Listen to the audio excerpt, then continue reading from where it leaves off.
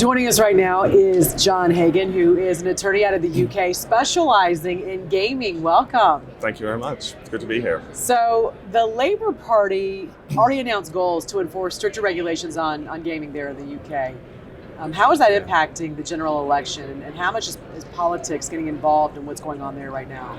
Well, I think the first thing to say is that we can expect an election pretty soon. It was supposed to be in 2022, but with Brexit and everything, I think we can expect an election very soon, probably later this year. And is stricter gambling regulation going to have any impact on the outcome of that election? No, it's all about Brexit. But to understand the environment that the industry is working in at the moment, they are operating in a white-hot cauldron of political, media, regulatory pressure. And it's all about raising standards when it comes to anti-money laundering and responsible gambling. And they are really expecting the industry to up its game to provide an ever safer, more enjoyable gambling environment.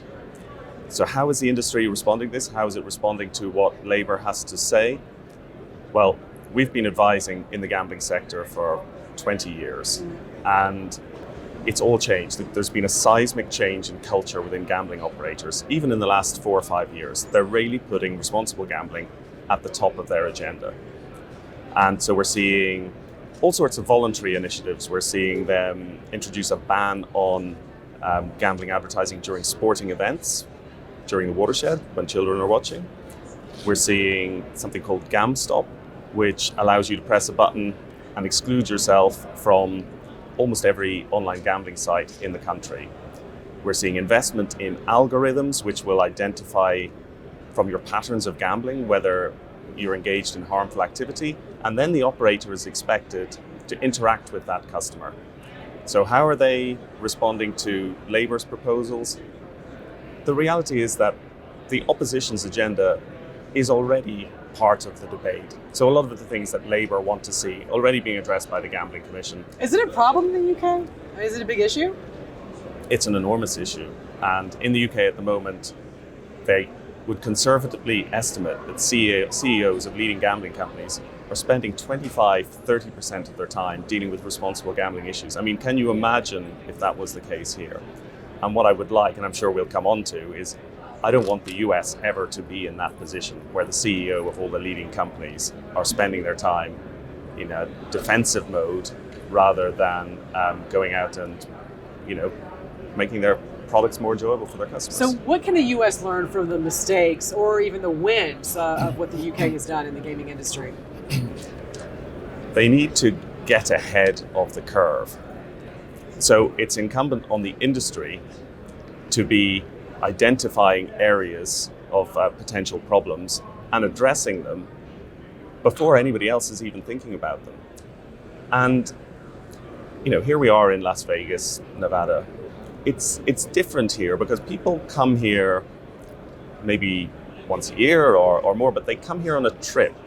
So they're gambling. Is there a way they're not surrounded by the opportunity to gamble, depending on where they come from. But we're looking at the emergence of online gambling here in the States, and it's going to go to a lot of states that previously haven't had big gambling industries. And they're going to be looking at the fact that their customers can gamble on their phones, can gamble in front of their TVs, can gamble when they've been drinking. And they're going to be asked by the anti-gambling lobby in each jurisdiction, what are you doing to protect? And they need to have the answers ready, and they need to be ahead of the game and not find themselves. They need to make responsible gambling such an integrated part of their product that it's almost indistinguishable, that it's not a separate topic by itself. Responsibility towards their customers is just second nature to them. Right. So how do you protect the most vulnerable customers? How do you protect that segment of the population? What is very interesting is that at one end of the spectrum, maybe the 1% that are experiencing problems with their gambling, despite what it might look like to you or I, they almost certainly don't see themselves as a problem gambler. They don't recognize it, much like an alcoholic will not see that they have a problem right until the last moment. And all of those people that are problem gamblers are people who at some point thought that they didn't have a problem with their gambling. So industry needs to be creative in its messaging, in how it raises awareness of what responsible gambling means.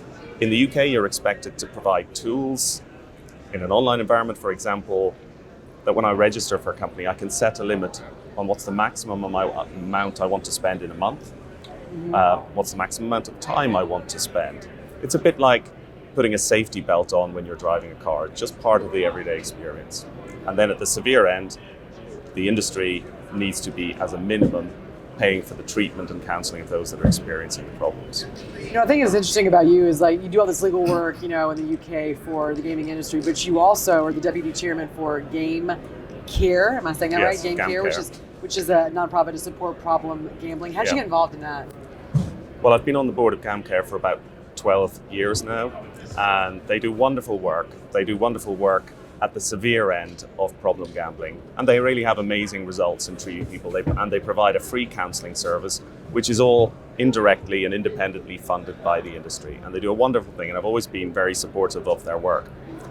And on a personal level, I've always been slightly curious about what is it about me and the other 99% of customers that can go to a gambling venue and enjoy their gambling and really have a fun time and experiencing all the innovative and fantastic products and walk away when I'm in danger of spending too much or doing myself harm. And what is it that makes me different from that smaller percentage of people? Yeah. And I've always been curious in that.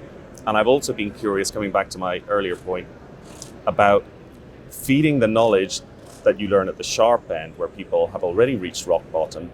How do you feed that knowledge back to those that are maybe somewhere along that journey and ensure that operators behave in a way that can maybe interact with customers before they reach the stage where they're having serious problems? No, get that. I totally get that. Well, thank you so much for joining us. Is there anything else you want to tell me? I don't think so. You enjoying yourself here? I'm really enjoying myself. Personally, I love gambling, and I'm dividing my time between the show and dinners and doing my emails and a little bit of time on the tables. Yeah. All right. Well, thanks for joining us. Thank you very much. Pleasure.